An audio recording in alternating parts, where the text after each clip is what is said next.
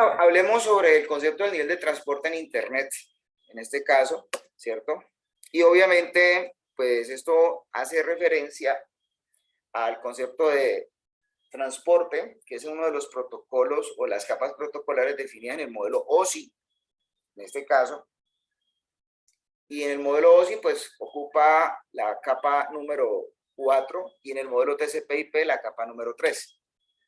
De hecho, pues esas son de las cosas que son importantes dentro de esto.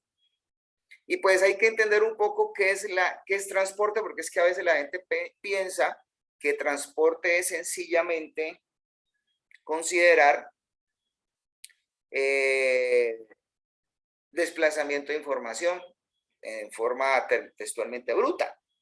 No, el transporte más bien hace referencia en el modelo OSI a la instancia de asociación de las aplicaciones y del mundo de las redes. Digo, realmente lo que conceptualmente de forma lógica se define como el mundo de las redes.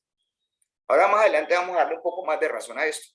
De hecho, pues nosotros nos vamos a dar cuenta que la capa de transporte, según lo que estamos viendo acá, para que a ustedes les quede un poco más claro esto, está presente aquí para obviamente procesar información a nivel de datagramas.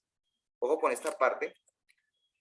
Voy a cambiar aquí un poco una palabra que no me gusta. Esto sí hay que cambiarlo, ¿cierto? Porque es que uno puede considerar esto es a nivel de datagramas para UDP o segmentos de TCP. Porque de hecho, la parte que fundamentalmente pues tiene que en ese caso encapsular lo que hace la capa de transporte viene siendo la capa de red. Entonces, sí, son básicamente cosas que hay que tener en consideración. O sea, ustedes deben de tener claro de que el procesamiento viene desde acá, desde las capas altas a las capas más bajas del mismo modelo en la estructura del host. Esto que está acá básicamente está hablándonos de acomodar fragmentos o trozos de información con los cuales nosotros tendríamos que de una forma ordenada pensar que esto se va a interconectar. Entonces, hasta ahí vamos con esto. Entonces, aquí precisamente se refleja ese trabajo, pero este trabajo que está acá reflejado, pongan mucho cuidado, es según el modelo TCP/IP, porque aquí están 4 capas de un host y 4 capas del otro. ¿Qué nos dice a nosotros? Ah, bueno, es que usted se va a interconectar red a través de un concepto de asociación, el que haya aquí, que puede ser una red cableada o una red inalámbrica, y en donde un dispositivo de interconexión con capacidades de enrutamiento y networking puede llevar a cabo esa cuestión. Porque si no, eso no puede pasar. O sea, si yo quiero pasar de una red, si las dos redes fueran iguales, este dispositivo no necesariamente tiene que ser un router. O no es un router. Tiene que ser realmente un dispositivo de convergencia y de conectividad, como un switch, o en este caso, un hub. Cualquier cosa de esas. Pero para interconectar redes se requiere esto. O sea, ¿qué está sucediendo acá? Sencillamente lo que nos está diciendo a nosotros es que sobre el servicio de interconexión de red está montado el servicio de transporte. Ahora, el servicio de transporte básicamente es un servicio confiable que lleva a relacionar un servicio de mejor esfuerzo que es no confiable. O sea, en este momento podemos decir nosotros que es que IP realmente es un... A ver, se lo voy a comentar de esta forma. IP realmente es un jugador en las redes que básicamente lo que aporta es información, realmente como protocolo enrutado. Pero la fiabilidad y la confiabilidad IP no la tiene interconstruida sobre sí mismo. Por eso se dice que IP trabaja sobre el concepto del mejor esfuerzo. ¿Quién hace eso? Pues obviamente eso lo determina un procedimiento de transporte. Por eso aquí preguntan, ¿cómo es posible? Entonces, en ese caso, por eso existe la necesidad imperiosa de que todo lo que interopere o funcione considerado en las capas de servicio de Internet, en las capas de aplicaciones, tengan que ser referenciados o instanciados por cosas que se van a denominar puertos. Cuando nosotros hablamos de puertos, no hablamos de huecos de capa física, ni cosas que tengan que ver con tecnología, ni ranura, ni nada de esas cosas, que también pueden estar referenciadas de forma protocolar. Los puertos son sencillamente instancias lógicas identificables a nivel del modelo de redes por números compuestos de 16 bits. Y obviamente definen sobre ellos, sobre la base de ellos, el nivel de aplicación que representen. Entonces, ¿para qué son? Pues para identificar los extremos realmente asociados en una aplicación. O sea, en un proceso de aplicación van a haber extremos que se llaman el extremo que pide información y está el extremo que entrega información. Y eso tiene un cuento, ¿no? Porque el cuento es que eso se llama, desde hace mucho rato, el modelo cliente-servidor. Y eso es todo. O sea, los procesos que dicen acá que son los servidores, que son los que aportan o entregan información, por lo general, ellos trabajan sobre la estructura definida de puertos bien conocidos.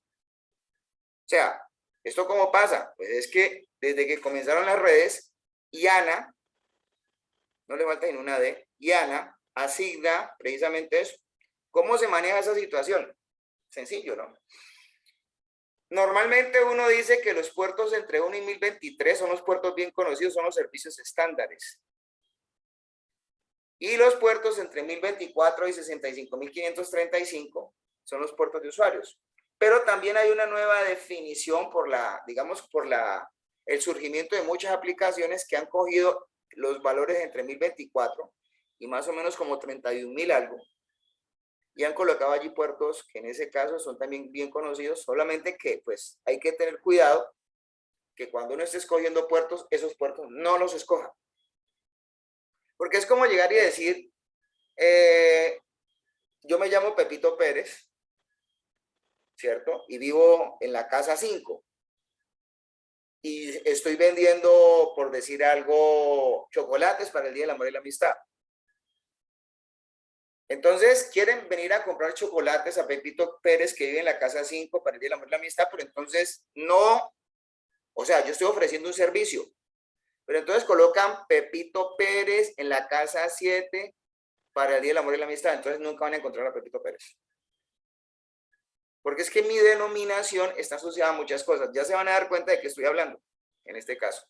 En los conceptos de los sistemas operativos, pues los puertos se definen específicamente en repositorios. En los esquemas tipo Unix se hace en esa posición que está allí de la estructura del sistema operativo donde ubican recursos. Ya cuando hablo de Unix estoy refiriéndome directamente a lo que se denomina en este caso también el ambiente Linux, que eso pues, realmente es lo mismo, ¿no? En ese sentido. Ahora hablemos del concepto del socket. ¿Qué es un socket? Pues un socket no es otra cosa que una instancia de asociación entre lo que es el mundo de las aplicaciones y el mundo de las redes. ¿Por qué deben existir los sockets? Porque es que los sockets realmente, como está mencionándose allí, ¿sí?, tienen que identificar uno de los extremos del modelo que estamos hablando ahorita, el modelo cliente-servidor. ¿Cierto? Entonces ahí dice, por ejemplo, no, es que nosotros ya sabemos o vamos a darnos cuenta que los hosts tienen al menos una dirección de red. Tienen que tener una. O sea, hay hosts que pueden tener múltiples, pero para construir un socket se necesita solo de una. Entonces, también entendemos que las aplicaciones que va a determinar para usar el host operan en un puerto. Entonces, al par asociado que está entre la IP y el número de puerto es lo que se denomina socket. Porque esta identificación para la instancia de comunicación es única para dimensionar en ese caso cómo se va a representar una conexión. Entonces, esto es un ejemplo de lo que es un socket. Una dirección IP y un valor de un puerto. Por ejemplo, en esta IP está alojado o ubicado el servicio que está en el puerto 80. Si mal no estoy, esto es HTTP. Entonces, ¿esto qué es realmente? Pues eso es un servidor HTTP. Y ese tipo de cosas son las que específicamente toca saber reconocer. Entonces, ¿por qué se puede hacer esto? Porque es que sabemos que en las redes Las direcciones IP tienen que ser únicas. Y obviamente, en ese sentido, para un nodo que ejecuta un servicio, el número de puertos también es único. Bueno. ¿Preguntas? ¿Ninguna? Bueno, entonces avancemos, nadie pregunta nada. Entonces, digamos que, ¿cómo funciona este negocio? Pues este negocio es sencillo, ¿no? Porque pues nosotros lo que hacemos es identificar los extremos y en este caso, en ambos lados del circuito de comunicaciones, tenemos específicamente un socket. Esto sería un circuito de comunicaciones para nosotros. Entonces, por ejemplo, este es el puerto 3000, en donde se ubicaría el cliente, y ese sería el puerto 80, en donde estaría ubicado el servidor. Estos son los extremos. A la interconexión de este puerto origen, perdón, este puerto destino o puerto servidor con su IP y a la asociación con este otro lado de acá, estos dos sockets, esto es lo que se denomina una tupla de comunicaciones. O sea, nosotros qué hacemos constantemente cuando estamos metiéndonos en los celulares, en los navegadores, pues montando tuplas de comunicaciones. Y eso es todo. O sea, ¿cómo funciona el Internet? Pues a partir de tuplas de comunicaciones. Ah, que de pronto usted al servicio de tuplas de comunicaciones le tiene que asociar servicios de reconocimiento de IP, sí. Eso más adelante se van a dar cuenta de que esto requiere de la traslación de direcciones de nombres, de direcciones de dominio y toda esta situación donde se identifican los recursos a direccionamiento binario o IP en este caso. Entonces, ¿cómo nos damos cuenta de este tipo de cosas? Pues nosotros en los computadores, en los sistemas host, en los mismos servidores, podemos darnos cuenta del estado de las conexiones que determina, por ejemplo, en este caso TCP. Aquí, por ejemplo, estamos revisando, hacia vuelo de pájaro, que él tiene un puerto, unos puertos en estado de escucha, ¿cierto? A partir de unos ciertos valores. Este trabajo que se está haciendo con esta dirección es bien particular, porque es lo que está haciendo la dirección de esta clase, pues vamos a darnos cuenta más adelante que esta es una dirección de autohost o de loopback. Ahora, ¿cómo lo sabemos nosotros que esto hace parte de este tipo de situaciones? Por ejemplo, aquí le han dicho, muéstreme el estado de conexiones y estadísticas por protocolo. Entonces, le ha mostrado todo lo de TCP. Le dice, muestre información acerca de las interfaces. Entonces, le damos, o sea, tendría que usar el comando netstat-a o netstat-i. Bueno, ¿qué podemos decir nosotros del protocolo TCP? Pues el protocolo TCP es algo muy simple, es un protocolo que es orientado a conexión, en este caso. De ahí podemos mencionar algunas cosas que se hicieron en los exámenes.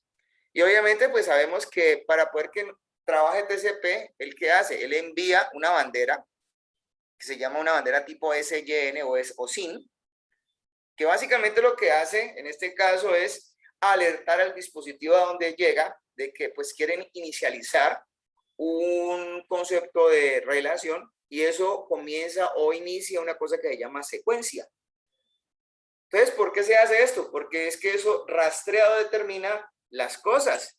O sea, es como comenzar y decir, bueno, usted llegó aquí y le va a cobrar por el tiempo que está aquí. Entonces, usted llegó a las 3:50 y a esa hora comenzó. Y comenzaron a mandarse datos. Y luego que a las 3:50 y 10 segundos contestó el otro. Eso también lo muestra. Y así sucesivamente. Entonces, digamos que en este caso, esas banderas, pues esas banderas si se van a intercambiar, pues eso no es que usted manda y yo recibo y ya y me quedo callado, no. Tengan en cuenta una cosa bien importante. Cuando uno está haciendo señalización en el Internet y uno está hablándole a alguien, uno tiene que en ese caso no quedarse callado como suele suceder aquí, ¿no? Uno hace una cosa que se llama control de flujo. ¿El control de flujo qué es? Uno, por ejemplo, voy a hacer un control de flujo. ¿Han entendido de lo que estoy hablando? Pues veo que no, porque Sí, sí. se quedan. Ah, bueno, entonces sí, fue entendido. Entonces, ¿qué quiere decir eso?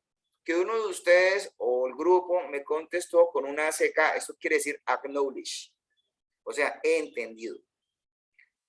También de pronto en esa orden de ideas, es que el ser humano es impredecible. Usted le habla a un ser humano y un ser humano no dice nada y le dice, vea, es que tal cosa, vea, que esta está la otra. Entonces el ser humano no dice nada.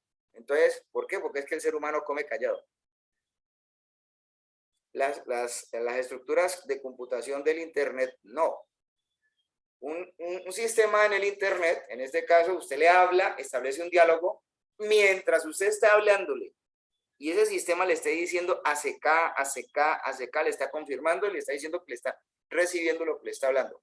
Pero si usted le habla a ese sistema y nunca le devuelve nada, es porque lo tiene ahí esperando a que le repita y le repita y le repita, y obviamente nunca va a terminar el asunto. Y eso es un problema que tienen en ese caso los mecanismos del Internet, que se pueden obviamente atacar. De hecho, lo que hace TCP es trabajar un concepto que se llama el three-way handshake. Es un concepto a 3 vías, un saludo a 3 vías, ¿ya? Que básicamente es para comprobar el trabajo de las aplicaciones. Y aquí más o menos se puede ver eso. Por ejemplo, aquí sabemos que en este extremo origen contra este extremo destino se envió una señal SYN. Entonces, este extremo destino, ¿qué hizo? La recibió, la tomó en un valor, además la incrementó, como pueden apreciar. Él contesta, en este caso, una bandera incrementada y obviamente pues continúa el intercambio de los datos. Este confirmó que la recibió, como pueden ver la bandera, y obviamente pues aquí avanzó. ¿Qué debe pasar después? Probablemente los dos sistemas comiencen, o sea, por lo general este sistema destino comience a descargarle datos al sistema origen. ¿Qué debe suceder? Que cuando se acabe la descarga de los datos, pues hay otro diálogo, normalmente a 3 vías, que especificaría ya, esto se llama la apertura de un canal de comunicaciones, y ahí se especificaría la cerradura de un canal de comunicaciones. Entonces, hay varias formas de establecimiento de conexión para TCP, por ejemplo. Porque está el Open activo, el Open pasivo, está el envío de secuencias, está el manejo de opciones, o está el Open simultáneo. O sea, realmente el establecimiento de la conexión no es solamente porque uno considere que hace un envío de una señal así de simple. Hay más cosas. Y es como también hablar del cierre de la conexión, porque el cierre de la conexión la va a determinar o se va a llevar a cabo cuando un solicitante envíe un segmento con esa bandera de finalización activada. Entonces, ¿qué debe hacer el destino? Pues ese va a enviar va a responder con un segmento de confirmación y le va a decir, sí, ya sé que me va a cortar. Y obviamente ese mismo asunto se va a repetir en el sentido contrario y se va a cerrar el canal. Esa es una estructura precisamente de cierre de conexión. O sea, no es que yo llegué y diga, chao, nos vemos, adiós, y cortó. Ese es el ser humano. Este ser humano, el que estamos aquí revisando, que se llama TCP, es un poco más procedimental y más respetuoso, porque él llega y le dice, ¿voy a colgarte? Sí, bueno, está bien, y luego sí cuelga. No es como el ser humano que llega y ¡pum!, tira el teléfono. Ya, se acabó el problema. O algunas seres humanos. ¿Ya? ¿Listo? ¿Alguna pregunta hasta ahí?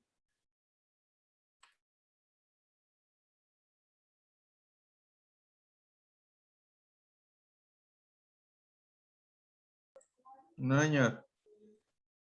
Bueno.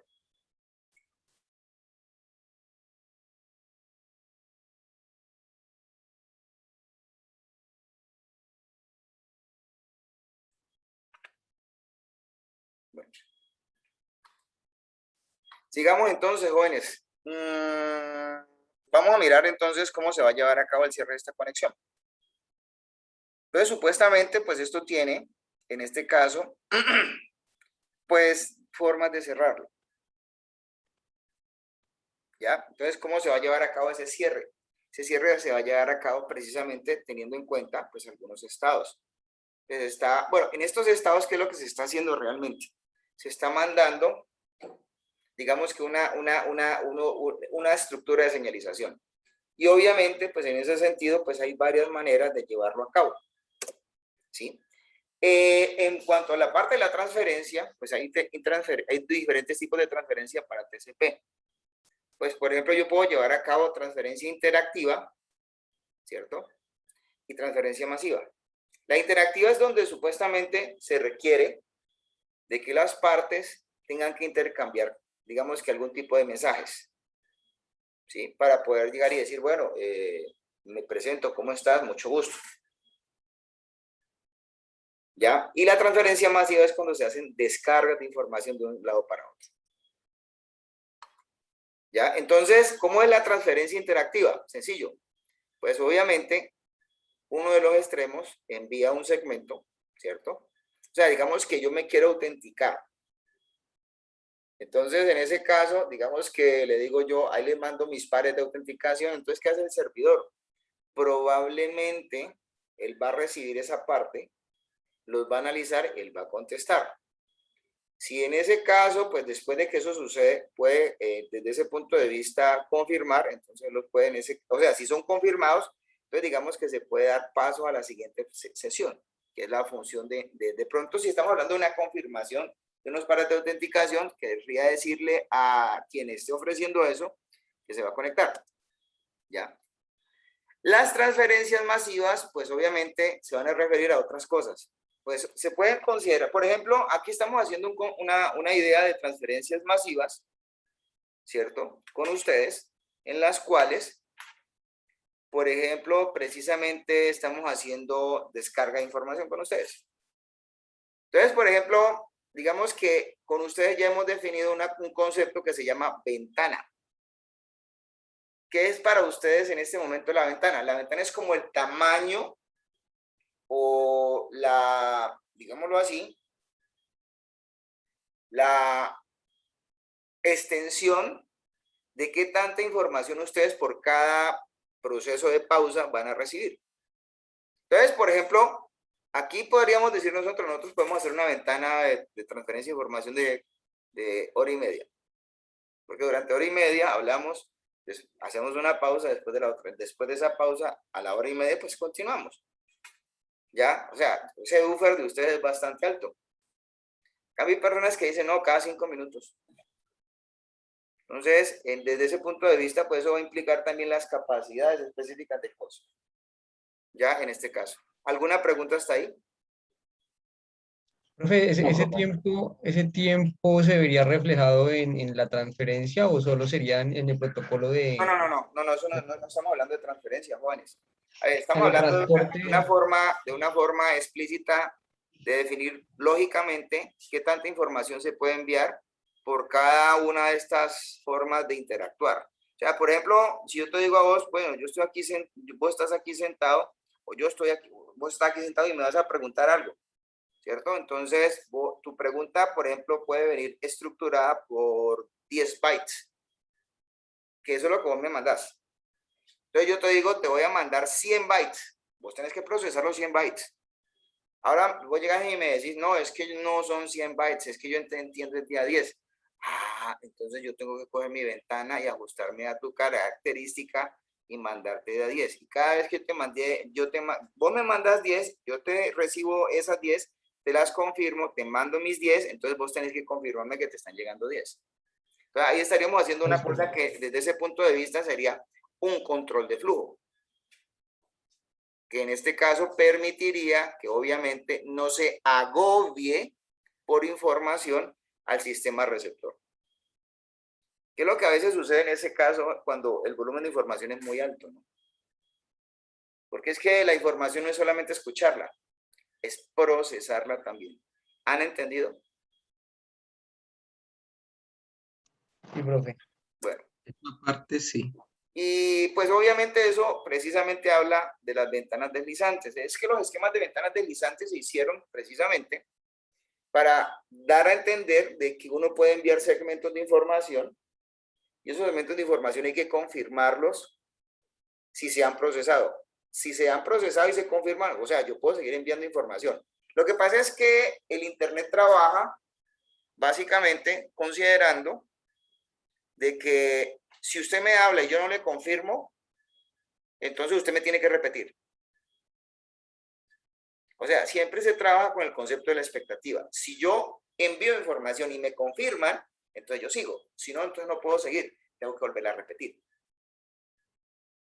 Entonces, en este caso, eso está considerado por tiempos. Y van a haber retransmisiones desde ese punto de vista. ¿Está claro? Denme un segundito que tengo aquí un pequeño inconveniente. Bueno, entonces ya entendieron el concepto de la ventana deslizante. Entonces la ventana deslizante, vuelvo acá, toma o define en ese caso un concepto de un buffer. el buffer se va a estar anunciando, como dice acá, por cada elemento de información que se está mandando. O sea, nosotros vamos a pensar pues en ese sentido de que se va a transmitir información siempre que el buffer tenga la capacidad de hacerlo. Entonces, aquí está más o menos como mostrado eso. Aquí están los elementos enviados y confirmados. Esta es la ventana ofrecida o la ventana útil, en este caso, los enviados y no confirmados, lo que supuestamente se puede seguir usando y lo que no se puede enviar. Entonces, eso se va obviamente como corriendo. Es como cuando, por ejemplo, uno va a un hotel que queda enfrente de una playa y entonces uno dice, oye, me voy a sentar en la ventana del cuarto o a ver quién pasa por la playa. Entonces, en un momento determinado, digamos que usted abrió la ventana una cierta distancia. Entonces dije, no, pues voy a ver todo lo que pase por aquí. Entonces, usted quiere ver es todo. Entonces, ¿usted qué tiene que hacer? Abrir más la ventana. Pero pues si usted ve que la ventana no se puede abrir más, pues eso es todo lo que puede ver. Eso obviamente habla de forma muy jocosa de las limitaciones que pueden existir para trabajar en redes, en este caso, ¿no? Entonces, las ventanas deslizantes se supone que pueden ser dinámicas, pero tampoco son infinitas, porque es que el problema es que los sistemas tienen capacidades, precisamente. Entonces, ellos van a contestar de acuerdo a la forma en cómo se estén interactuando para el concepto de la ventana deslizante. Entonces, ¿qué quiere decir? Que ellos van a estar enviando datos y van a estar contestando algunos. Pues obviamente aquí, ¿qué ha pasado? Aquí se va a confirmar, por ejemplo, en este caso, un grupo de envío de información, ¿cierto? Y dice, no, sí, yo ya lo recibí todos. Por ejemplo, a veces suele suceder que uno puede confirmar grupos de datos, en este caso, y uno de ellos venga con errores, uno solo. Si el protocolo de trabajo para recuperación de información no es especializado y obviamente pues no sabe cómo resolverlo, pues al dispositivo que está enviando le toca volver a repetir la información. En cambio, hay protocolos que en ese caso son muy elaborados, que van y buscan el error y lo mejoran, lo cambian, lo recuperan. Entonces, así eleva, obviamente, pues en este caso eso eleva las cosas que en ese sentido, pues hacen complejo el Internet. Uno de los temas con los cuales está asociado el protocolo TCP es el control de la congestión. Entonces, ¿cuándo hay congestión? Pues congestión se da convencionalmente cuando los elementos no tienen tanta capacidad para enviar datos o para soportarlos. Por lo general, la congestión se da en ese sentido en los conceptos LAN y en los conceptos entre LANs y en los conceptos de LAN a WAN. Hoy en día, ¿no? En ese sentido, vuelvo y repito, ¿ya? Porque obviamente, pues pueden existir posibilidades de copar la forma en cómo supuestamente puede responder una máquina que tenga que hacer networking, supongamos, ¿ya? ¿Qué se hace con lo que se pierde? Pues con la información a nivel de segmentos perdidos, pues ¿será que va a tocar hacer reenvíos? Pues el problema de los reenvíos, ¿cuál es?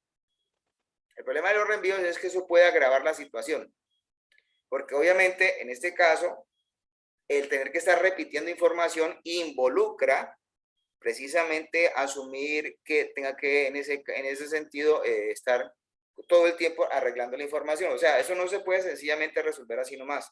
Es mejor evitarlo.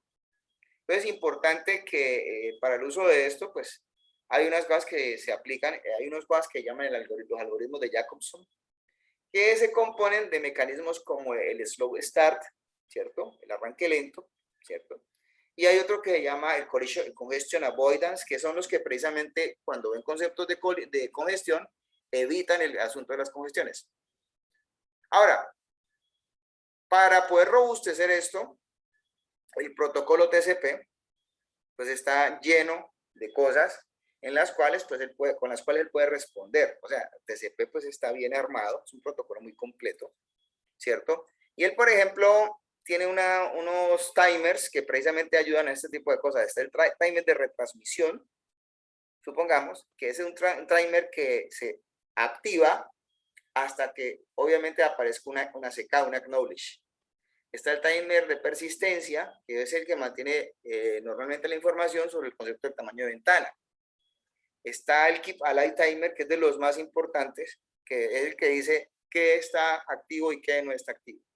Y obviamente hay uno que se denomina, es un medidor de tiempos que realmente por ejemplo, puede mirar precisamente lo que debe de tardar o demorarse uno de estos mismos timers, una de estas mismas señales que se llama el time wait. ¿Ya? En la parte del timer de retransmisión, pues digamos que hay cosas que hay que aclarar, ¿no? Pues, por ejemplo, pues no hay valores fijos, ¿sí? Porque, por ejemplo, si está aplicándose esto al tráfico sobre la red, de una red LAN a una red WAN, pues no, esto no se puede considerar. Realmente, ¿uno qué puede hacer con esto? Pues si ese valor es muy bajo, hay problemas de retransmisión, y si es muy alto, pues ¿qué va a suceder? Pues que está muy bajo el throughput. Ya sabemos que el throughput es la característica efectiva que tiene un sistema en red para transferir, en ese caso, el potencial de la información que uno está manejando. Entonces, TCP usa, en ese caso, un timer de retransmisión, un retransmission timer adaptativo. ¿Cómo funciona? Pues eso va a depender de una cosa que se llama el RTT. El RTT es el Round Trip Time, en este caso, ya, que obviamente pues ya lo podemos buscar, y ese round trip time es el tiempo, o mejor dicho, lo que hace que se refleje el esfuerzo que se ha tenido que hacer para enviar datos desde un lado a otro. Es que, por ejemplo, el mero hecho de enviar un ping involucra tener que manejar un RTT que mide el esfuerzo desde que sale hasta que llega, y desde que llega a ese lado hasta que se devuelve. Entonces, ahí van a ver en ese caso, precisamente, timers de retransmisión. Por ejemplo, ahí se usaría el de Jacobson, ¿cierto? Estaría, por ejemplo, aplicado también el que supuestamente se puede usar para esto, que hay uno que cambia exponencialmente, ¿sí? Que puede hacer a 1, 3, 6, 12, 24, 48, 64 segundos. Y obviamente, pues puede en ese sentido sufrir modificaciones. Y a eso básicamente puede, en este caso, asociarse el hecho de que tengas uno que usar o esperar un determinado tiempo, ¿ya? Hay uno que supuestamente se va a encargar de resetear hasta las mismas conexiones. El persist timer, en este caso, como pueden acá revisar, ¿sí? Por ejemplo, este ya tendría que considerar un procedimiento, que ya es, en ese caso, de anunciar una ventana en cero para obviamente no seguir transfiriendo información, ¿sí? Y obviamente lo que va a venir a continuación son cosas características. Por ejemplo, luego se enviaría un segmento con un valor nuevo de ventana, pero obviamente ¿qué va a pasar? No va a prosperar, ¿sí?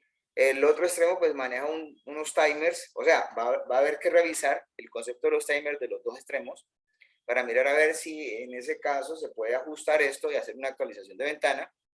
Pero pues obviamente esto se va a llevar a cabo siempre y cuando entre los dos haya un acuerdo y se estén probando el concepto de ellos dos. Este Keep Alive Timer se va a manejar cuando hay conexiones abiertas. Convencionalmente pues se usa periódicamente, ¿sí? Pues obviamente es para confirmar estados de conexiones. Si de pronto ve que no hay confirmación, después de varios reintentos, pues esa conexión, ¿qué va a hacer? Pues se va a resetear en este caso. Y obviamente, ¿qué es lo que pasa con el comportamiento del Keep Alive? Pues el comportamiento con el contenido del Keep Alive, en este caso, de un segmento que maneja la señal Keep Alive, pues no se va a pasar a la capa de aplicación. Acá están básicamente algunas de las funciones de TCP. TCP pues es el que establece conexiones, muy diferente a UDP que no establece conexiones. TCP segmenta datos para transmitir, TCP numera los bytes de cada segmento, TCP pues maneja segmentos en threads duplicados, hace checksums, hace manejo de flujos de ventanas, o sea, hace control de flujo, señaliza datos urgentes, confirma segmentos y retransmite, porque ya sabemos que supuestamente si no le confirman le toca retransmitir, calcula los tiempos de retransmisión que son bien importantes, hace control de flujo en redes congestionadas, además reordena los segmentos y fuera de eso, como abre conexiones, como cierra conexiones. ¿Preguntas hasta acá? ¿Ninguna? No, profe. Bueno, entonces hablemos y continuemos acá de la siguiente parte de lo que es la relación de esto con la parte de red. ¿Tienen alguna duda hasta aquí? Entonces, digamos que vamos a hablar del concepto introductorio del transporte de red. Pues supuestamente aquí tenemos nosotros la disposición de trabajar con la asociación de lo que se coloca como servicio en la parte de transporte. Y obviamente, pues aquí vamos a considerar nosotros una cosa importante, ¿no? Tanto hay que entender, mejor dicho, que las relaciones que hace TCP son extremo a extremo, si lo miramos de esa forma. Y obviamente, pues, eso va a involucrar que se considere desde ese punto de vista, ¿sí? El desarrollo de lo que es un concepto de establecimiento de información de esa manera. O sea, se utilizan los servicios del nivel de red para el envío de los paquetes, pero sobre esto, en ese caso, pues obviamente lo que se hace es considerar que en eso han bebido un segmento, un datagrama. En la capa de red, pues vamos a encontrar que el servicio de envío es no confiable, los paquetes se pueden perder, pero está la posibilidad de que cada paquete se pueda encaminar de acuerdo a la decisión que se tome en ese momento por cuenta del networking. Acá el servicio en la capa de red se dice que no es orientado a conexión porque no hay posibilidad de hacer trazabilidad de lo que pueda hacer en ese caso, digámoslo así, el paquete, porque es que el protocolo no tiene cómo hacerlo. Entonces, miremos acá qué sucede. En este caso, me ha pasado esto, ¿sí? En la parte de transporte. ¿Cuál es el objetivo? Pues el objetivo fundamental es definir un canal lógico entre lo que es los procesos de aplicación. Entonces, ese canal lógico, ¿qué hace? Pues va a depender, ¿sí?, del protocolo que se está utilizando. En este caso puede ser el protocolo TCP o el protocolo UDP.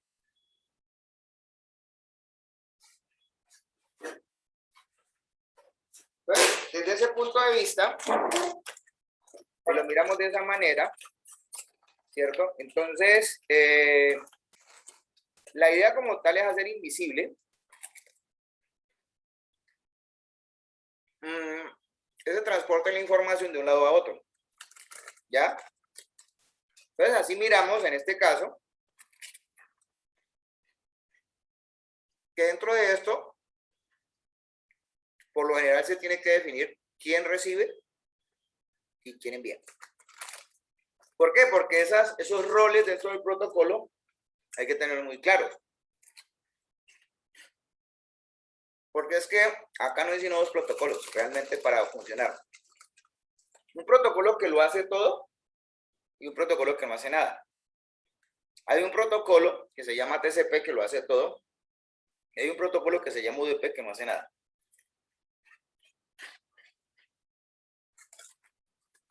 La capa de red, pues obviamente tiene una disposición un poco diferente porque se va a ocupar de cómo trabaja precisamente todo de acuerdo a la disposición de la forma en cómo en la base de conocimiento de la red haya desplegado esto entre todas las entidades que son capaces de hacer redes. ¿Cuáles son las entidades que son capaces de hacer redes? Pues los enrutadores. Entonces, ¿qué usan para esto? Un mecanismo de direccionamiento o denominación lógica que para el caso de nosotros se llama direccionamiento IP. Hoy por hoy, ese direccionamiento IP se transmite precisamente o se maneja en dos versiones, que es la capa, el protocolo IPv6 y el protocolo IPv4.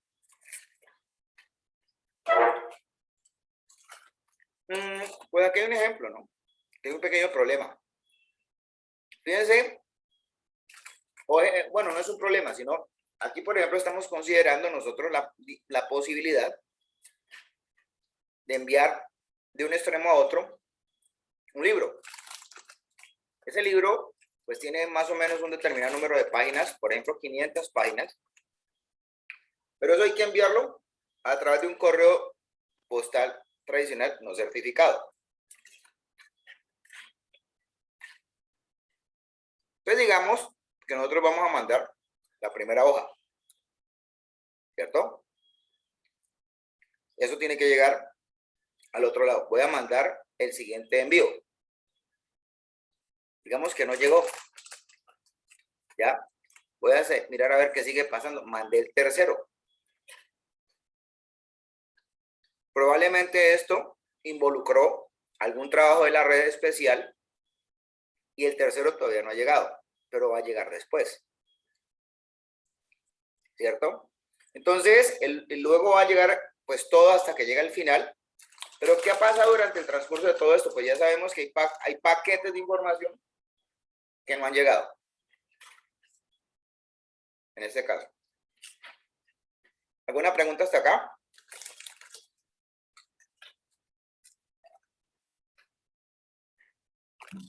No, profe. Todo bien. Bueno, entonces ya quedó claro el asunto del envío de la información. Entonces la información llega aquí como paquete, pero tiene que haber un protocolo que tiene que ayudarle a esto, a que esto se organice. Entonces, acá, el nivel de transporte, ¿qué va a hacer?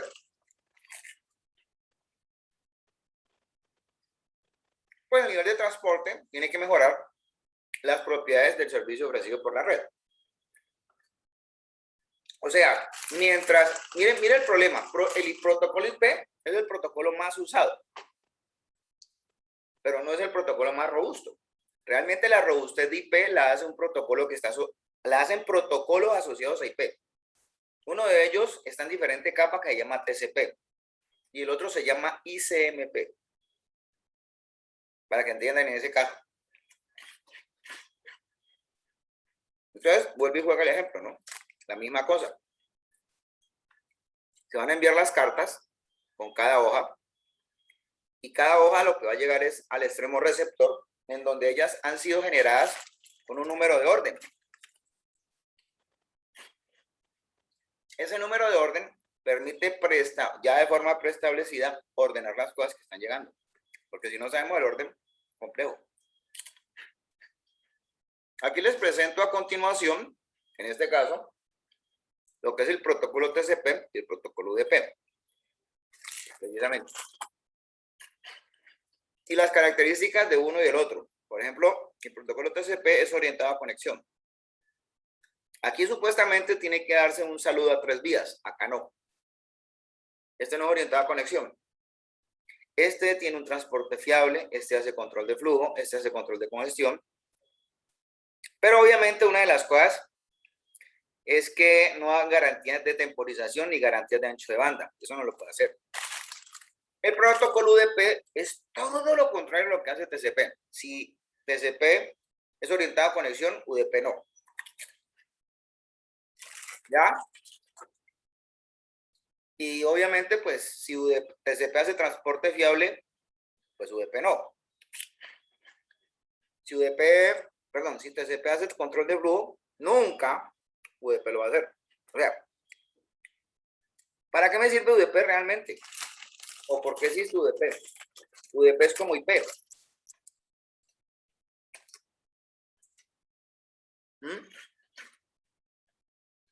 UDP, pues no proporciona nada de estas cosas. Nada. Pues sí. Entonces la pregunta es, ¿por qué se queda UDP? Entonces, miremos una cosa importante. Aquí ya ustedes pueden apreciar el concepto de la multiplexación y demultiplexación. ¿Quién lo va a hacer? Los modelos de redes, la capa de transporte es la que lleva a cabo esto. Además, digamos que se compone esto o desarrolla esto las capacidades de poder hacer entregas de paquetes host a host, pero soportado en este caso por un servicio de capa de red que es un servicio proceso a proceso. Entonces la multiplexación se tiene que llevar a cabo, pues no precisamente por lo que acabamos de mencionar, pero sí por el concurso de lo que tiene que pasar y fluir a través de los sockets. Entonces, convencionalmente, Si un paquete sale del host origen, pues este tiene que llegar al socket apropiado. Si un paquete llega al host destino, pues este se le va a enviar o se le va a entregar al socket apropiado. Entonces, realmente, ¿qué es el socket? Pues el socket funcionalmente no es aquello que une los dos mundos. Es un intermediario entre lo que es el proceso de la red, el proceso de aplicación y la capa de transporte. Y es lo que estamos mostrando acá de forma gráfica. Entonces, miren bien cómo se hace el concepto de la multiplexación. En el lado izquierdo del host, yo tengo 3 procesos. Esos 3 procesos los voy a tener en cuenta que vienen de diferentes sockets y los voy a entregar en el nivel de transporte, que es un solo nivel de transporte, que es único. Y vamos a incluir información necesaria para lo que es la demultiplexación. Entonces, yo voy a enviar esa información y en la parte de multiplexación se va a realizar la extracción de los segmentos que vienen de los paquetes y obviamente pues se entregan en el extremo apropiado, utilizando pues obviamente la información que precisamente se requiere para que se continúe, digamos que en la instancia de resolver o de tener que tratar con aplicaciones que estén, por ejemplo, interactivas, supongamos. Perdón. Entonces, la demultiplexación no es otra cosa que un proceso que se identifica o que se inicializa en la información usando un identificador de puerto. ¿Ya? Entonces, nosotros tenemos que tener en cuenta de que cada socket tiene un número específico de puerto, pues ya sabemos que lo compone un puerto, ¿cierto? Entonces, en ese caso, el socket que viene del puerto origen va a estar asociado a un socket que genera el segmento y el número de puerto de destino, en este caso, ¿sí?, va a estar asociado al socket que recibe ese mismo segmento. Entonces, supuestamente, en este caso, ¿qué va a pasar? Este par de identificaciones van a estar asociadas precisamente al envío y recepción de un par de paquetes. En este caso, ¿ya? ¿Cómo son ese par perdón, este número de puerto origen y puerto destino van a estar asociados a un par de identificación que tienen que ver con el puerto, la dirección IP origen y la dirección IP destino. Entonces, no son un par de paquetes, son unas instancias de identificación. Entonces, cuando esto se tiene, pues digamos que se tiene el concepto de tener asociada, en este caso, una aplicación con respecto a un dispositivo que está peticionando cómo usar esa aplicación. Ahora, para que esto pase, ¿qué se necesita? Pues nosotros estamos hablando de puertos. Pero entonces, ¿los puertos cómo se identifican? Hombre, los puertos se van a identificar con unos números que están definidos desde 0 hasta 65.535, en lo cual, pues básicamente existen, en este caso,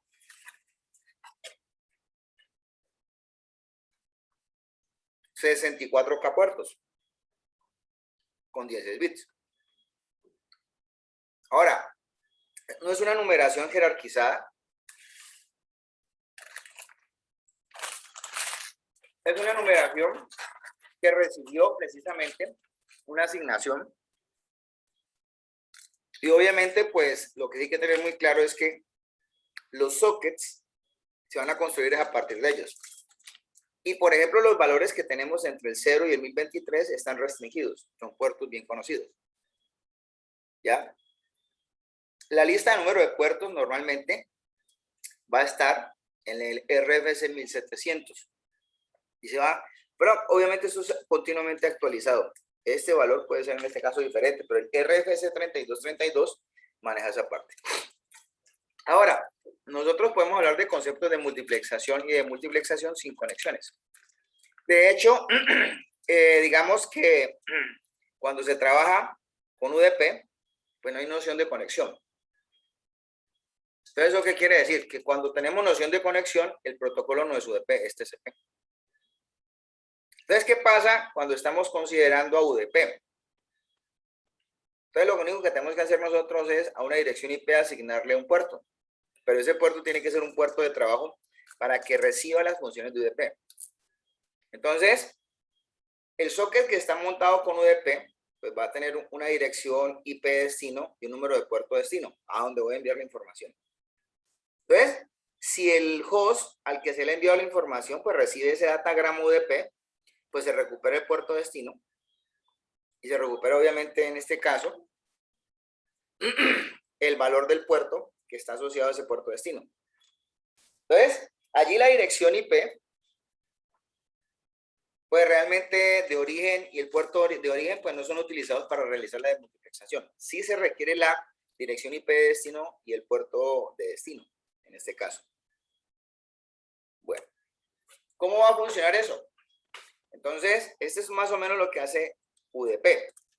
Entonces, aquí podemos ver nosotros, precisamente, perdón, qué pena, precisamente, en este caso, lo que va a pasar con la interconexión de un lado con el otro. Por ejemplo, aquí vemos que el proceso 1 se está interconectando en este puerto fuente que es el 5775 con el puerto destino 6428, viene acá, que es este valor de aquí. Este va a contestar precisamente, en este caso, desde la source port 6428 al destination port 5775. Entonces, aquí tenemos básicamente eso. Entonces, aquí es cliente contra servidor. Acá básicamente también va a pasar lo mismo. Aquí, por ejemplo, tenemos este cliente que habla desde la 9157 al puerto 6428. ¿Cierto? Y obviamente, pues, en este caso, este proceso que está acá en la mitad va a coger la dirección, el puerto origen como 6428 y la destination por 9157. Entonces, ¿qué habría que hacer? Pues sencillamente denotar que el datagrama que constantemente se va a estar enviando o intercambiando, pues va a tomar el valor del puerto del dispositivo que está peticionando el servicio. Bueno, ahora, digamos que si ya el cuento es que volvimos al concepto de trabajar con TCP, entonces el concepto que se va a manejar acá es la multiplexación y demultiplexación orientada a conexión. Porque ya sabemos que pues, TCP sí se encarga de tener o de guardar con memoria lo que ha estado pasando con el estado de la comunicación, ¿cierto? Entonces, digamos que ya la situación de él va a estar considerando crear sockets y asignándolos a puertos que van a estar entre 1024, ¿sí? Y 65.535 para, en ese sentido, denominar un puerto destino o un puerto de un determinado tipo de cliente. Porque ya vamos a reconocer acá que como una buena práctica, los valores de los sockets con los cuales se va en este caso a estar peticionándole a un servidor, tienen que estar sobre el rango de los valores entre 0 y 1023. En este caso, porque es que ahí es donde están las aplicaciones. Entonces, para poder que esto lleve a cabo, vuelvo y repito, pues un proceso o establezca un proceso de comunicación. Entonces, los sockets van a estar considerando un proceso de comunicación al implementar lo que se denomina una tupla. La tupla, ¿cuántos elementos tiene? Pues la tupla tiene 2 direcciones IP y 2 puertos. Entonces, tiene una dirección IP origen y un puerto origen contra una dirección IP destino y un puerto destino. Aquí tenemos el concepto de lo que es la tupla de comunicación. Entonces, en este caso, aquí pueden ustedes apreciar, ¿sí?, que aquí varios procesos, por ejemplo, aquí está el proceso 1, el proceso 2, el proceso 3, el proceso 4. ¿Cierto? Entonces, este señor ejecuta un proceso de comunicación en donde él le contesta ese proceso que está acá en otra parte. Es para el mismo proceso. O sea, realmente, cuando nosotros estamos estableciendo tuplas, ¿cierto? Estamos estableciendo por lo menos un par de procesos en ambos, un proceso en ambos extremos, un proceso por cada extremo de red que tenemos, en este caso. ¿Ya? Entonces, ¿qué va a pasar acá? Pues obviamente, en ese proceso se está llevando a cabo que está la presencia de los sockets que van a estar trabajando precisamente en ese sentido como un extremo de lo que es la referencia de la conexión. Entonces, en ese orden de ideas, obviamente, podemos considerar nosotros, ¿sí?, a trabajar precisamente que los sockets van a tener unas funciones muy definidas, que son sockets que en todo momento, pues sí son sockets que se definen para la especificación de un servicio, son sockets que están en concepto de escucha y aceptación. Ya, en este caso. Entonces son sockets que normalmente tienen que estar ejecutándose sobre ellos de forma recurrente un servicio. Porque el otro tipo de socket es el socket que peticiona.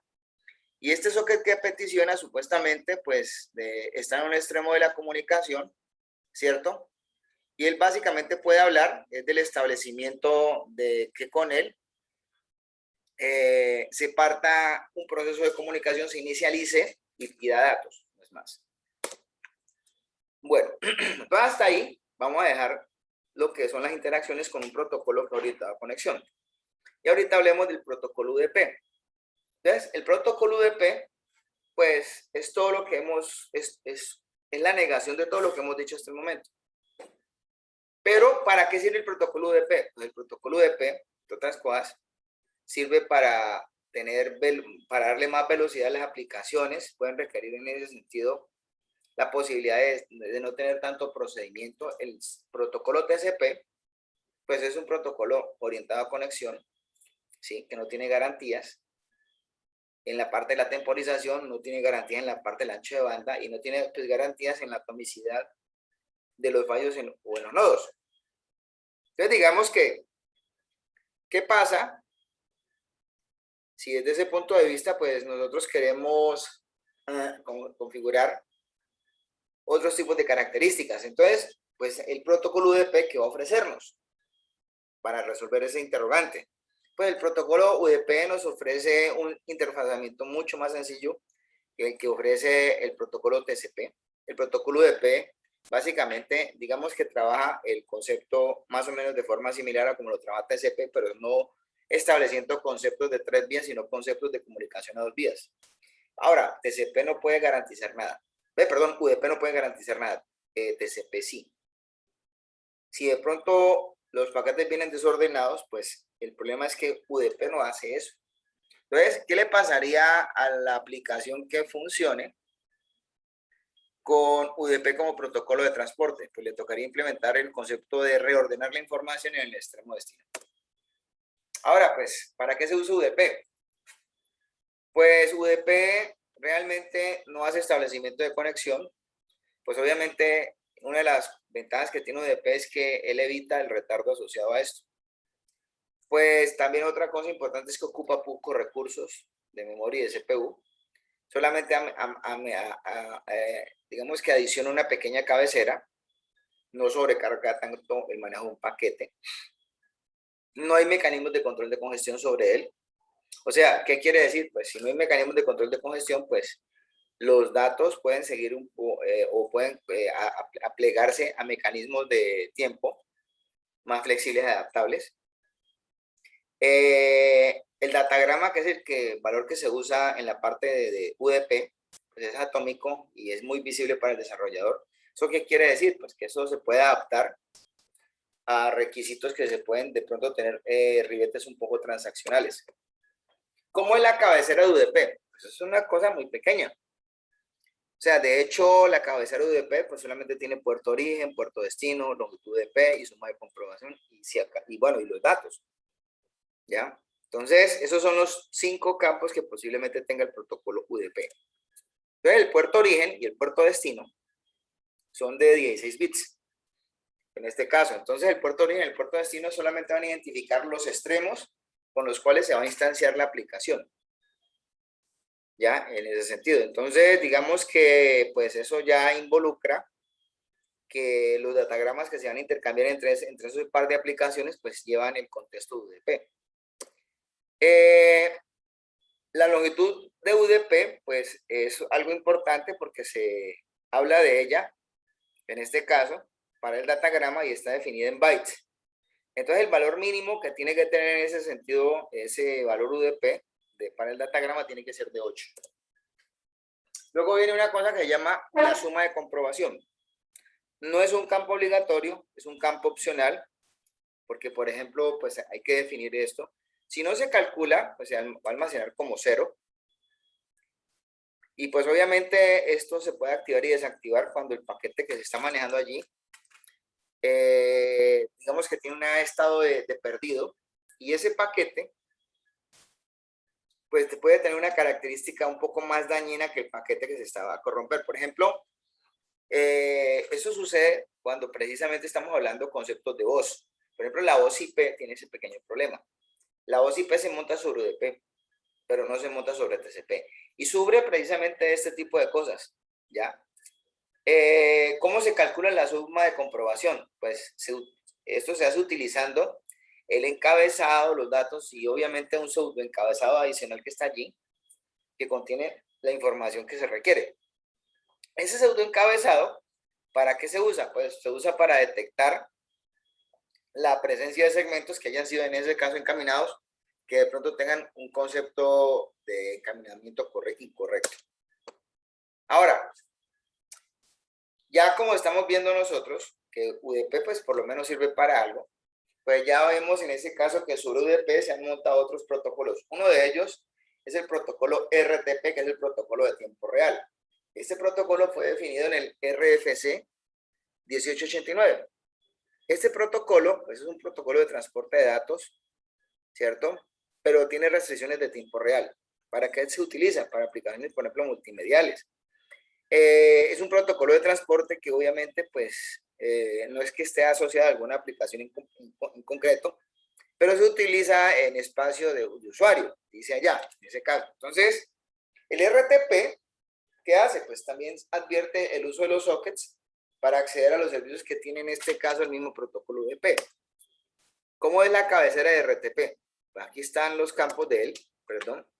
Entonces ahí está el campo de versión, el puntero, la cabecera de extensión, el tipo de carga útil, el número de secuencia, los números de contribución que están presentes, el marcador específico, ¿cierto?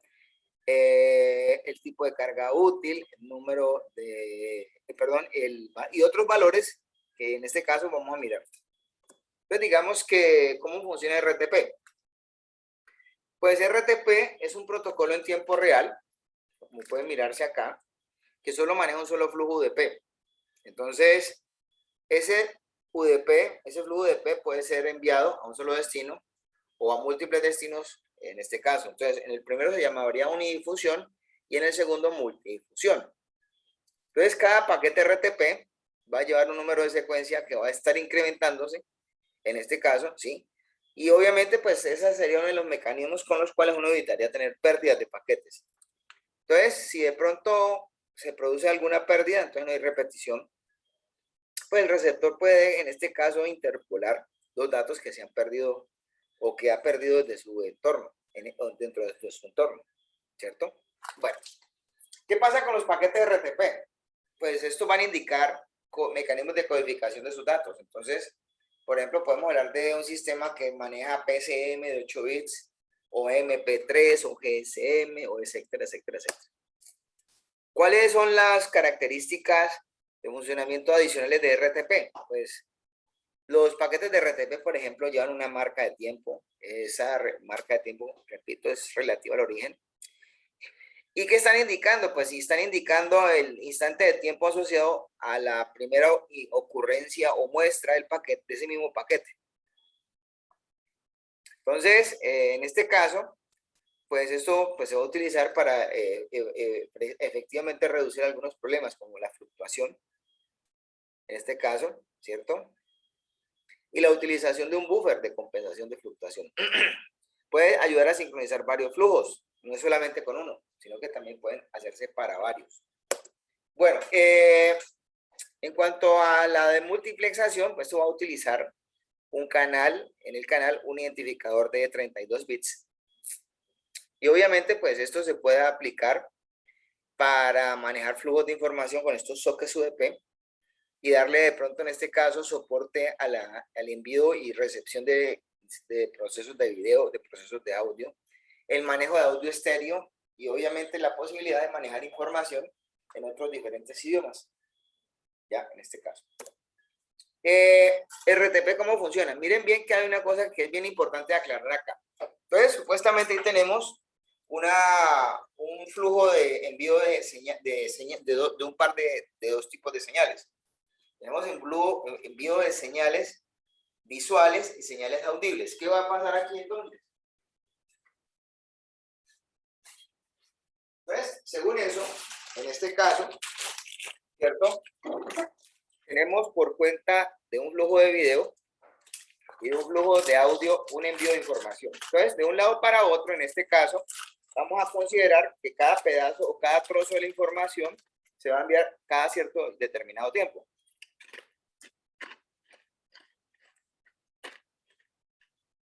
Entonces, lo que se hace en el servicio es mezclar en un socket UDP ambas cosas. ¿Qué va a pasar a continuación? Pues se hace el envío de la información, tanto de audio como de video.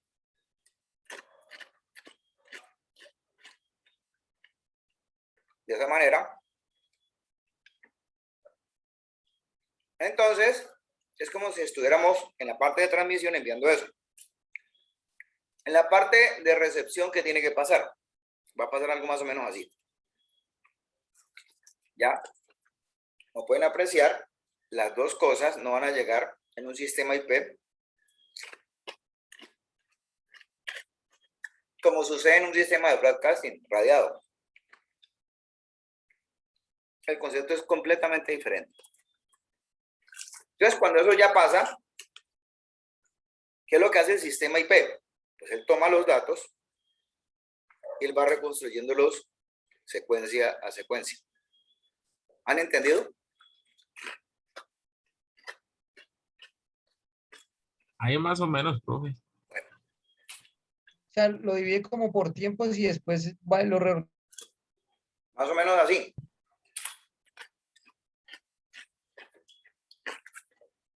Esos son intervalos de tiempo.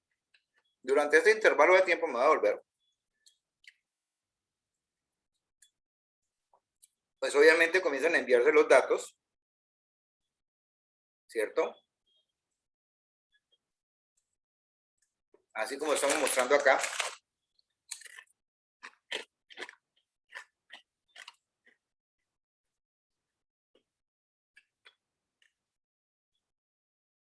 Eso es la transmisión de datos.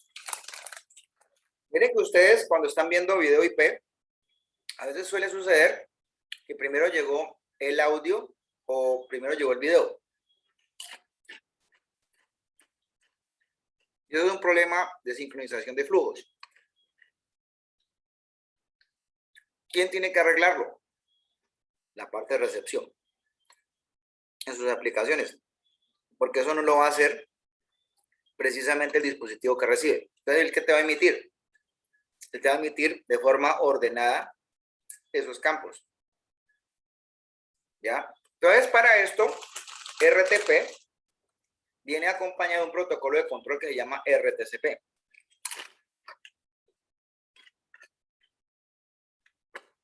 ¿Qué hace RTCP? Es un protocolo de control que no transporta datos. Sencillamente es para control. Ahora, RTCP permite informar constantemente sobre lo que son fluctuaciones, retardos, anchos de banda, procesos de congestión. Pero también hace un proceso de sincronización de esquemas de transporte de información y convencionalmente parte de utilizar los datos de los relojes de la red.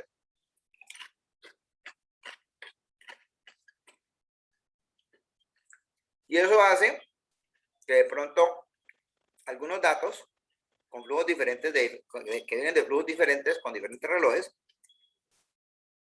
precisamente puedan normalizarse en una referencia común. Estos son los comentarios y referencias. Esto fue extraído pues, de un libro, del libro de Kuros, en este caso, y el de Andrew Tannenbaum. Bueno, ¿alguna pregunta hasta acá?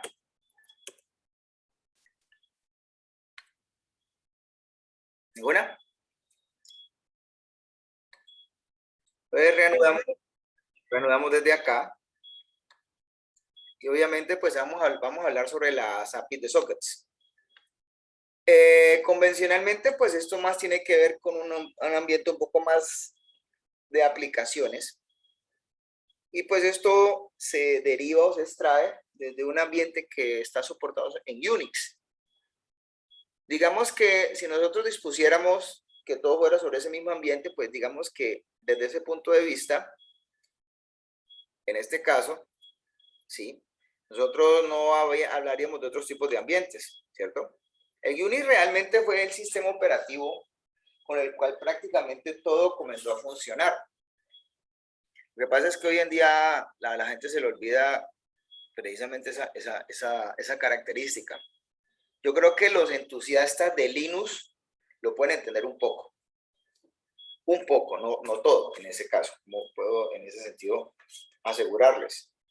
De hecho, pues digamos que hoy en día una red TCP/IP puede en ese caso, digámoslo así, indistintamente trabajar ya sea con Linux, con Windows, con Unix, con lo que sea. El asunto es que en este caso, prácticamente algunas de las cosas que se fueron asumiendo como estándares de las redes TCP/IP se derivaron sobre el socket o el concepto del socket. Y de hecho, el concepto del socket fue un concepto derivado precisamente de un sistema operativo como estos. Entonces, en este caso, allí pueden ustedes apreciar de qué estamos hablando, precisamente. Entonces, el socket realmente es como una instancia, en ese sentido, de lo que es la asociación de un par de procesos que supuestamente soportan transporte y capa de red. De hecho, digamos que cuando uno va a acceder a servicios de red, pues va a realizar en ese caso precisamente el uso de sockets, desde ese punto de vista. Hay muchos conceptos de aplicación, pero el hecho es que el concepto socket sobre TCP/IP es lo que está definiendo la instancia de existencia de un host precisamente sobre el Internet, vuelvo y repito. Entonces, ya cuando entramos nosotros en el hecho de definir el concepto socket, pues estamos realmente también hablando de otro concepto allí asociado que se llama las APIs. Cuando uno le hablan de APIs, pues inmediatamente se le viene a la cabeza un concepto de una interfaz de programación de aplicación. Entonces, inmediatamente eso involucra que uno tenga que pensar precisamente en cosas con las cuales se tienen que direccionar a través de puertos, sea, vuelvo y repito, para el sistema operativo que sea. Entonces, con esto dispuesto, los sockets van a implementar comunicaciones bidireccionales, ya sea implementadas en este caso por TCP o por UDP, y obviamente considerando la pila TCP/IP. Entonces, para que lo tengan en cuenta, cada proceso que se va a comunicar es probable que necesite o se requiere para trabajar en red un socket o conector que lo active en redes. Entonces, en ese caso, pues se va a actualizar una comunicación entre un par de sockets para establecer un enlace de comunicación en una infraestructura que ya esté dispuesta en ese sentido. Entonces, digamos que, ¿cómo se puede instanciar eso? Pues nosotros diríamos que en este caso es programación. Por ejemplo, aquí tienen ustedes pedazos de un código o trozos de un código en los cuales, precisamente para nosotros instanciar una función como la que se llama socket, pues hay que usar específicamente librerías y definirle a la instancia de eso, en este caso, pues unos dominios con los cuales ella puede funcionar, ¿ya?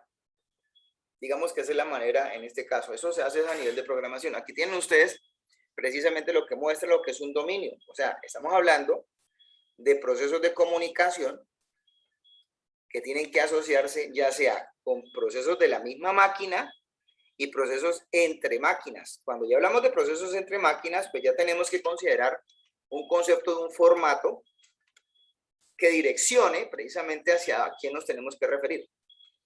Entonces, en ese sentido, pues obviamente si hay necesidad de referirse, como se está mencionando acá, a un destino, entonces probablemente tendremos que considerar un flujo de comunicación. En este caso, para el socket en ese sentido, y obviamente pues la posibilidad de establecer un enlace de comunicaciones.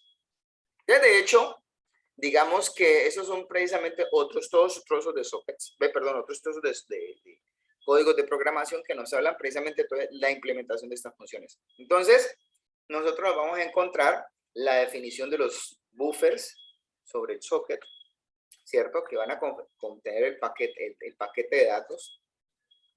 está la instanciación genérica del socket mismo, ¿cierto? Que va a utilizar precisamente el servicio de sockets para determinar qué se puede abrir, qué se puede cerrar. Y obviamente pues van a haber otras estructuras asociadas en donde precisamente pues la utilidad directa es, digamos, que acceder al mismo socket en sí como tal. Entonces, ¿qué habría que hacer acá? Pues aquí estamos hablando precisamente entre lo que es un proceso emisor y un proceso receptor. Entonces, desde ese punto de vista, ¿sí? El proceso emisor, ¿sí? Lo que hace es instaurar en él un deseo de solicitarle un dato a un proceso receptor conocido, ¿ya? Y obviamente, pues en ese caso, el software del proceso emisor, pues tiene que trabajar en la definición del punto de referencia donde él está partiendo y donde tiene que llegar con el proceso de servicio invocado, ¿cierto? Y obviamente en esos dos tipos de partes tiene que tener en cuenta de que él es buscando desde su dirección origen y su puerto origen a una dirección destino en un puerto destino, en este caso, ¿ya? Entonces, digamos que hay sistemas operativos en los cuales pues hay algunas cosas bastante particulares, como cuáles.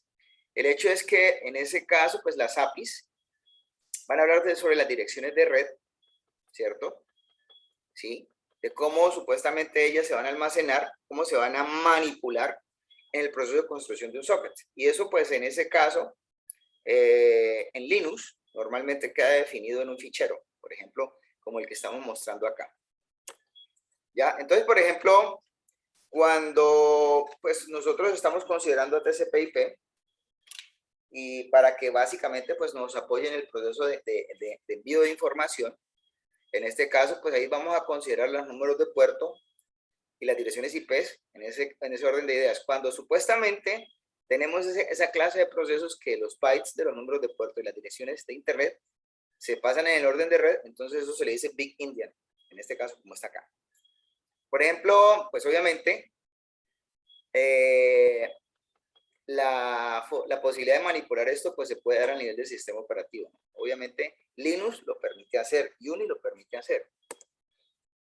Pero ya esto ya es una programación un poco más de muy bajo nivel, porque pues obviamente aquí lo que estamos explicando nosotros es lo que tiene que pasar desde el punto de vista de aplicaciones para determinar un socket, para asociar un socket y más, de hecho, para decirle a un socket, mire, es que usted no es un socket cualquiera, usted es un socket que tiene que estar en proceso de escucha para ser invocado. Entonces, cuando es invocado un socket, sencillamente es un socket que está definiéndose para un servidor. Entonces, esto es la programación de bajo nivel que a veces uno no cree que existe, pero todo esto existe. Sobre el socket, ¿qué puede hacer uno? Pues uno puede hacer o determinar la posibilidad de aceptar peticiones, en este caso, de buscar conexiones. Y en la búsqueda de conexiones, pues obviamente uno puede determinar algunos tipos de servicios como son los enviar de forma especial a algo, hacer broadcast, hacer multicast, enviar simplemente mensajes, en este caso, ¿ya? Y obviamente pues va a involucrar pues una gran cantidad de particularidades. Sobre todo hay que tener en cuenta que en la implementación de estas aplicaciones uno requiere fundamentalmente considerar que todas las acciones que se vayan a realizar están definidas. O sea, lo que no se puede hacer, pues obviamente es como muy complicado de llegar a determinar. Todo esto mapeado a nivel de software. Los sockets, por ejemplo, también se pueden colocar no solamente para transmisión, también para recepción. Y hacen las funciones completamente complementarias a las de envío. Reciben particularmente desde un punto, hacen recepción de mensajes en este caso, ¿ya? Y fundamentalmente, pues colocan desde ese punto de vista la disposición y la posibilidad de que se considere algo disponible para el trabajo de la red. En este caso. ¿Tienen alguna pregunta hasta acá? ¿Preguntas? No, profe. ¿No? Bueno.